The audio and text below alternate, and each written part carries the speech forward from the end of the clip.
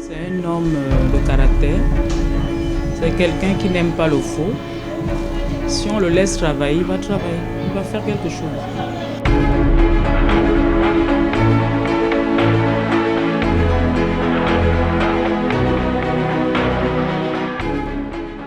Je ne peux résister à l'inclination de mon cœur d'avoir une pensée toute spéciale pour notre très cher président, son Excellence Ali Bongo Ondimba, président de la République, chef de l'État, pour lequel je formule des vœux ardents de santé, de totale guérison.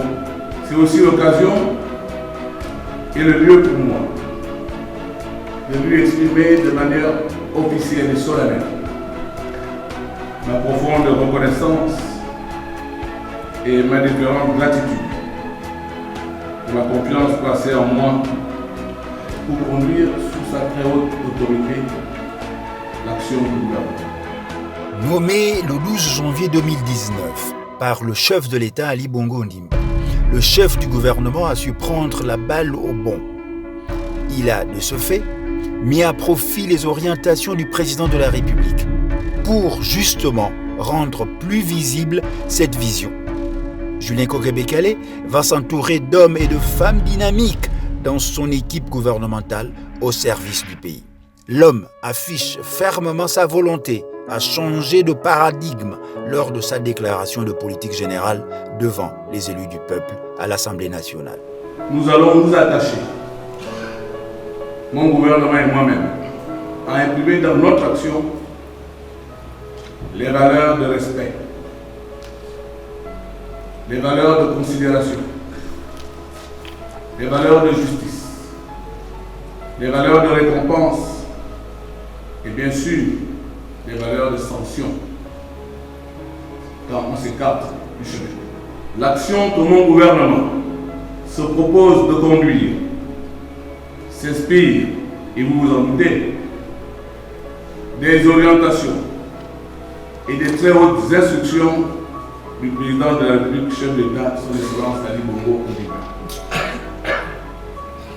Orientations et instructions fondées sur une analyse lucide d'un contexte macroéconomique peu favorable. Orientations et instructions qui prennent également leur source de l'observation des dures réalités quotidiennes de nos compatriotes. C'est pourquoi il organise quelques semaines après le séminaire gouvernemental au Cap Esterias avec toute la détermination qui le caractérise. C'est le lieu et le moment de fixer les objectifs du gouvernement en vue d'implémenter et de traduire en actes les priorités de son gouvernement. Sur le plan social, la méthode Kogue-Bekele est en marche. Le pragmatisme, la proximité pour une action efficace. Cela peut se justifier par les descentes sur le terrain. À Mwanda, dans la province du Haut-Ogooué, par exemple, Julien Kogue-Bekele lance les travaux de construction d'une cité à Komilog, compagnie minière de l'Ogooué, tout comme les travaux de voirie de certaines artères de la ville du Manganèse. À Libreville, la capitale gabonaise, les populations constatent avec un certain soulagement le lancement des travaux de plusieurs routes secondaires en vue de désengorger certains réseaux routiers et rendre plus fluide la circulation. Partout ou presque, le constat est quasiment identique, même si, à certains endroits, c'est le désarroi et la désolation. Logiquement, regardez de vous-même, la population est mécontente. On endure ça depuis peu, c'est juste que ça s'est aggravé vraiment ces jours. Outre ces aspects liés au développement de la route qui connaît une amélioration substantielle à bien des égards, le rapprochement avec les populations pour toucher du doigt leur réalité quotidienne est l'une des facettes de la méthode du chantre du pragmatisme. La visite inopinée de quelques marchés de la capitale en mars dernier en est la parfaite illustration. Tel un soldat au champ de bataille. Sur le terrain, il imprime sa marque par l'écoute et les échanges avec les commerçantes en vue de recueillir leurs doléances. Ici, on ne peut pas passer ni à 5h ni à 23h. C'est pas possible. Nous qui vendons au trottoir là, nous n'arrivons pas à avoir le revenu de 100 000, même en mois. Donc, pendant ce temps, ils peuvent laisser les bourses même à 15 000. Vous êtes venus là vraiment ouvrir une porte particulièrement pour les jeunes filles gabonaises que nous sommes, parce que vraiment nous nous sentons mal à l'aise dans ce marché. Le domaine de la santé reste marqué par la poursuite de l'opération des accouchements gratuits dans les hôpitaux. Frappé par la pluie torrentielle qui avait occasionné les dégâts d'une certaine gravité dans de nombreuses familles, à l'hôpital spécialisé d'Onkembo et à l'École nationale supérieure d'enseignement technique, les populations sinistrées ont reçu le soutien sans faille du Premier ministre. Nous sommes venus exprimer toute notre compassion et notre solidarité, la solidarité du gouvernement, la solidarité de la République à ses compatriotes sinistrés. Cette violence a entraîné les dégâts que je viens de constater et dans la plupart des quartiers de Libreville. Je voudrais déjà dire aux compatriotes des autres quartiers que je n'ai pas pu visiter. Toutes nos pensées, toutes les pensées du gouvernement vont vers ces compatriotes. Nous nous sommes arrêtés cet après-midi au quartier Bellevue. Nous avons vu les dégâts, nous avons enregistré les familles et le ministre des Affaires sociales qui m'accompagne, le ministre de l'Intérieur, les autorités locales et politiques, les élus nationaux qui sont avec moi. Nous allons donc dresser un rapport circonstancié et le transmettre au gouvernement pour que des solutions rapides soient trouvées afin de pallier rapidement à la situation de détresse dans laquelle nos compatriotes se trouvent. Le secteur de l'éducation en ébullition, avec les mesures d'austérité prises par les autorités de notre pays, exigeant en son temps la moyenne de 12 sur 20 et 19 ans, l'âge d'attribution de la bourse dans l'enseignement général, préoccupe le chef du gouvernement. C'est dans ce contexte que Julien Kogebekele a organisé le déjeuner de presse à l'effet de mieux expliquer la démarche de son gouvernement sur la question. L'État et le gouvernement n'auront aucun effort, je dis bien aucun effort, pour attribuer les bourses à nos compatriotes, à nos étudiants méritants. Et je le dis et je le confirme. La première ressource d'un pays, c'est le capital humain. La loi d'orientation sur l'éducation. C'est l'article 24 que nous mettons en application maintenant. Et dans cet article 24, il est dit clairement que le bac, on l'obtient à 17 ans. Mais on n'a pas dit qu'on ne peut pas avoir le bac, même à 30 ans ou à 40 ans, on peut avoir le bac.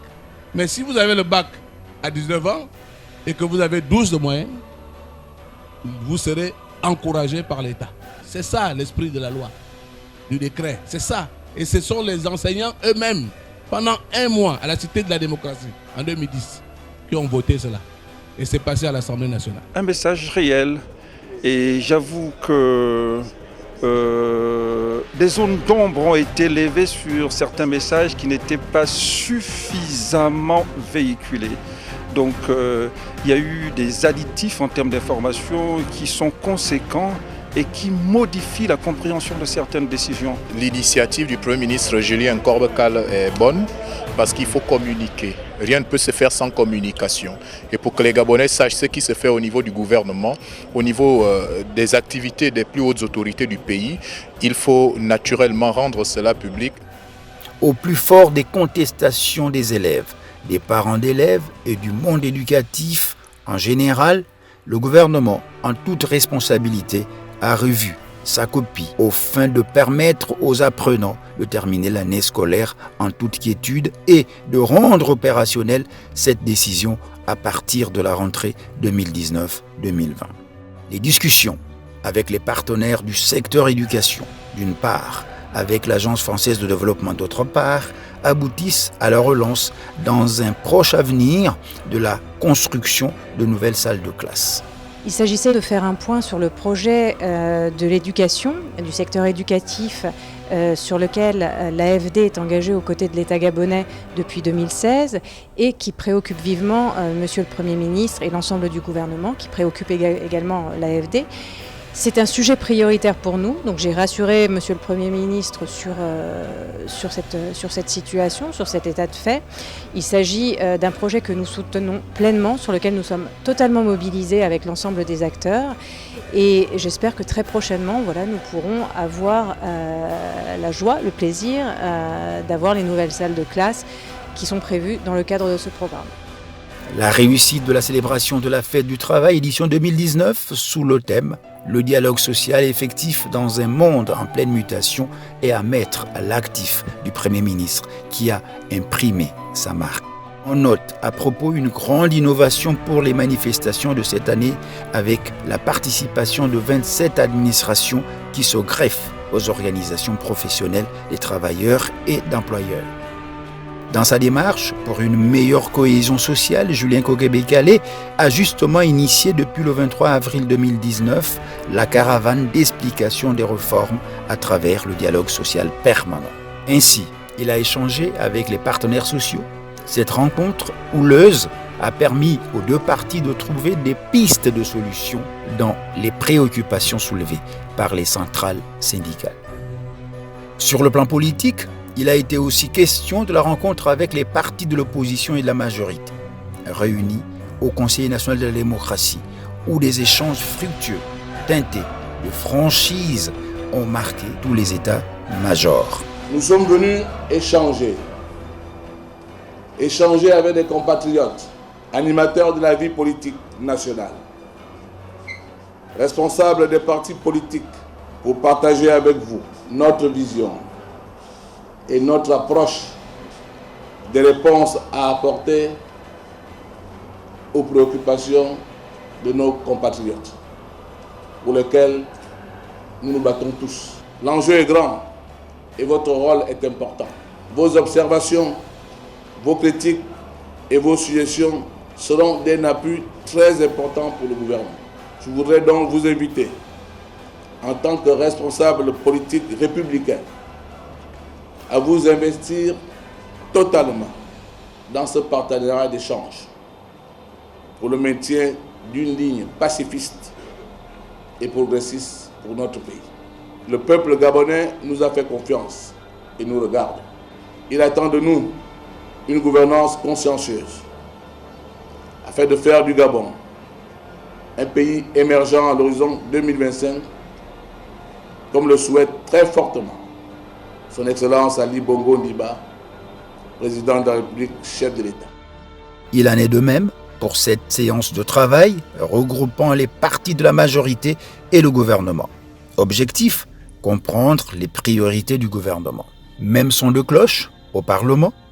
D'abord les entretiens avec les honorables députés, puis les vénérables sénateurs dans l'optique de multiplier la sensibilisation, la compréhension et susciter de facto l'adhésion d'un bon nombre, mais surtout rendre le discours du gouvernement plus crédible. Et récemment, le patron de l'administration a rassuré les opérateurs économiques de la volonté de l'État à les accompagner à réaliser leur objectif de croissance. Les chefs d'entreprise se doivent dorénavant de promouvoir une économie plus active, capable de créer de la richesse. Ce qui cadre avec le plan de relance de l'économie cher au chef de l'État, Ali Bongo Ondimba. C'est dans cette logique que s'inscrit le gouvernement depuis plusieurs années pour la diversification de son économie du fait de la chute du prix du baril du pétrole. On ne peut pas soutenir l'économie d'un pays rien qu'avec le budget de l'État. Une économie est soutenue par l'activité économique. C'est ici qu'il faut créer de l'emploi. C'est ici qu'il faut créer de la richesse pour avoir une croissance inclusive et partagée.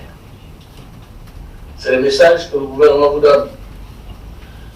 Mais le gouvernement a besoin de vous, comme vous avez besoin de nous. Alors nous devons marcher la main dans la main, en toute compréhension et en toute responsabilité. La rencontre avec le patronat a permis aux différents chefs d'entreprise d'apprécier la démarche du premier responsable de l'administration. Confirmer notre disponibilité à travailler avec le gouvernement pour trouver des solutions mutuellement bénéfiques comme l'amélioration du climat des affaires et la recherche de la relance de notre économie qui est notre bien commun. Toujours dans le domaine économique, le chef du gouvernement a procédé à l'inauguration du terminal portuaire d'Ovendo, véritable plaque tournante et un hub pour l'économie gabonaise, capable de favoriser les emplois. Dans la zone d'Ovendo, l'on se souvient encore de cette affaire qui défraie toujours la chronique, la disparition de 353 conteneurs du Kevazingo, une essence très prisée en Afrique centrale et principalement au Gabon, vendue très cher en Asie. Préoccupé par la situation, le Premier ministre s'est rendu sur les lieux pour se rendre compte de la gestion du bois et du circuit qu'il emprunte. Au ministère des Forêts et à la direction régionale des douanes de Libreville, le locataire de la primature donne les directives et sensibilise les responsables de ces deux entités. Nous sommes venus sensibiliser les fonctionnaires de ces administrations d'être plus vigilants, de faire très attention dans leur travail. Nous ne sommes pas venus pour les sanctionner, nous sommes venus pour leur demander d'être plus vigilants. Mais je dois vous dire que si, à la suite de l'enquête qui est conduite par le procureur de la République, des responsabilités sont clairement établies, le gouvernement prendra des sanctions à la mesure de la gravité des faits. Cette mise en garde a donné quelques jours après les résultats que nous connaissons tous. Prenant ensuite la charge, la gestion du ministère des Forêts avant le récent réaménagement de son équipe, Julien Kogué-Bekale prend langue avec le personnel. L'homme est catégorique. Nous avons aujourd'hui le devoir de donner des réponses urgentes et durables à la situation et l'avenir de la filière forêt-bois. Je suis venu vous rassurer, notre main ne tremblera pas. Même les intérimaires qui ont été mis en place là, à la première incartade, je le dis bien, à la première incartade, ils sont virés. Il n'y a pas que les intérimaires, ceux qui sont aujourd'hui en fonction dans les différentes directions, mettez-vous au travail correctement. Des séances de travail se succèdent les unes après les autres. Il en est de même pour les réunions techniques avec les différents opérateurs économiques. Il s'agit là de multiplier stratégies et méthodes en vue de satisfaire les besoins des populations. Les problèmes d'intérêt commun sont âprement débattus au cours des différents conseils interministériels dirigés comme à l'accoutumée par Julien Kogué-Bekale, entouré des membres de son ancienne équipe. De nombreuses mesures fortes sont souvent prises durant ces rencontres gouvernementales. Le pragmatisme et l'efficacité sont pour le chef du gouvernement le leitmotiv de son action pour les populations. Cette politique ne laisse personne indifférent. Je voudrais dans un premier temps louer les capacités communicationnelles qui sont les siennes. Julien Kogué-Bekale, comme vous l'avez remarqué, a mis d'abord l'accent sur l'homme et son environnement, et je pense que les dernières rencontres ont démontré qu'il était l'homme du moment, dans la mesure où il arrive à la tête du gouvernement dans un contexte socio-politique, économique difficile. Il serait difficile de juger le Premier ministre dès lors qu'il n'y a pas longtemps qu'il a été nommé à cette haute fonction. Mais il faudrait tout de même retenir qu'en termes de bilan, voulais-je dire, nous pouvons nous féliciter sur sa détermination à faire bouger les choses. Il faut louer et apprécier son sens de la communication. Et nous notons qu'il ne s'est pas limité au Parlement et préalablement, bien avant, il avait déjà entamé une série de rencontres qu'il poursuit Je pense que cette initiative est très heureuse. Elle va permettre une gouvernance, je dirais, participative. Notre appréciation, elle ne peut être que positive. Il faut dire que depuis la nomination du Premier ministre, il s'attelle à mettre en place un certain nombre de dispositions réglementaires et statutaires. Nous saluons justement l'engagement de ce dernier de mettre en place la politique, la vision du chef de l'État. Nous avons regardé qu'il a commencé par non seulement régler tous les problèmes en rapport avec les textes, mais aussi il essaie de consolider, n'est-ce pas, l'aspect social en réglant les problèmes avec les acteurs sociaux. Dans un contexte marqué, n'est-ce pas, par les différentes tensions sociales. Il a été particulièrement bien inspiré d'engager ces concertations. Parce qu'aujourd'hui, les enjeux politiques, économiques et sociaux sont tels qu'il faut une synergie de groupes pour faire face. Moi, personnellement, je suis globalement satisfait. Ce pays a besoin de réformes. Nous ne pouvons pas continuer comme ça. Et à un moment donné, il fallait oser. Le peuple sait qu'il faut réformer le pays. Difficile d'apprécier les actions du Premier ministre. Il est arrivé ici faire sa politique générale.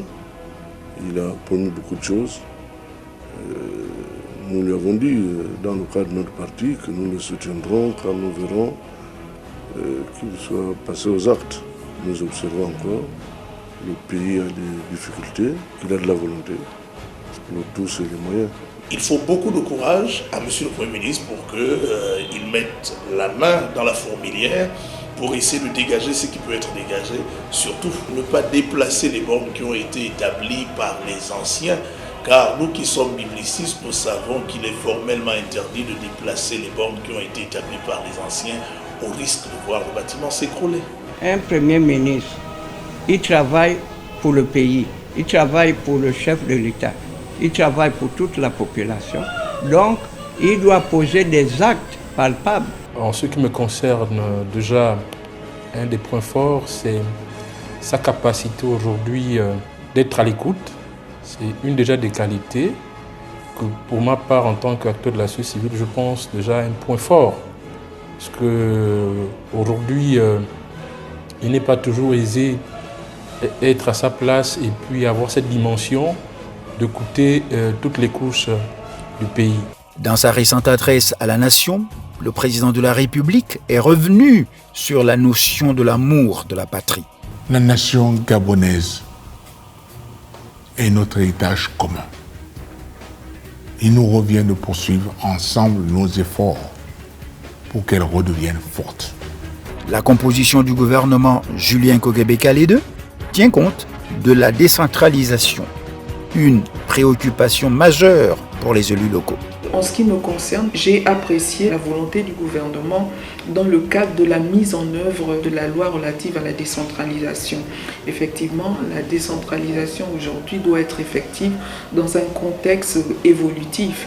Les problèmes de nos collectivités, de nos mairies sont suffisamment exposés aux populations. Les moyens doivent être dégagés pour qu'elles soient sur le terrain, pour être en même de réaliser un certain nombre d'actions. De fait, la trilogie Parlement, gouvernement, syndicat peut, est-on tenté de le dire, augurer des lendemains prometteurs avec l'actuel Premier ministre. C'est l'une des personnes qu'on a vues aussi après sa prise de fonction. Il a organisé une rencontre avec tous les partenaires sociaux. Donc nous espérons en lui. Et puis vous savez qu'il a un agenda très chargé. Par exemple, dans notre secteur d'activité, nous avons déjà recensé tous les problèmes qui minent notre secteur d'activité. La diplomatie n'est pas en marge de l'action du chef du gouvernement. Dans son agenda, chaque semaine ou presque, des audiences se tiennent à son cabinet. Il reçoit plusieurs ambassadeurs accrédités dans notre pays. La coopération entre le Gabon et ses pays amis se porte bien. Le raffermissement de cette coopération qui lie nos pays, d'une part, et les chefs d'État des pays concernés, et le président Ali Bongo Ondimba, d'autre part, est la preuve que le Gabon est un havre de paix. Au niveau international, Julien Kogebe-Kalé a représenté le président de la République dans certains pays, entre autres au Tchad, à Djamena, la capitale, Le Premier ministre est allé prendre part, d'abord en mars dernier, aux travaux de la 14e conférence des chefs d'État de la CEMAC, Communauté économique et monétaire d'Afrique centrale. Récemment encore, toujours dans la capitale tchadienne, Julien Kogué-Bekale était porteur des messages du président Ali Bongo Ondimba à son homologue Idriss Déby Itno.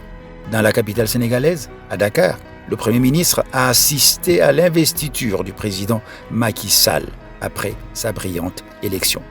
En Afrique du Sud, le chef du gouvernement a également représenté le président de la République, Ali Bongo Ondimba, à la cérémonie d'investiture du président Cyril Ramaphosa. L'on se rappelle aussi l'un de ses premiers voyages, notamment à Kinshasa, en République démocratique du Congo, où il représentait Ali Bongo Ondimba à l'investiture du nouveau président Félix Tshisekedi. Au bout du compte, pour plus d'efficacité et d'audace, le chef du gouvernement a inscrit son action dans la continuité, le réalisme et le pragmatisme au bénéfice de ses compatriotes. Car, pour Julien Kogué-Bekale, tout ce qui se fait doit être bien fait et que l'histoire ne doit pas nous marquer, c'est nous qui marquons l'histoire.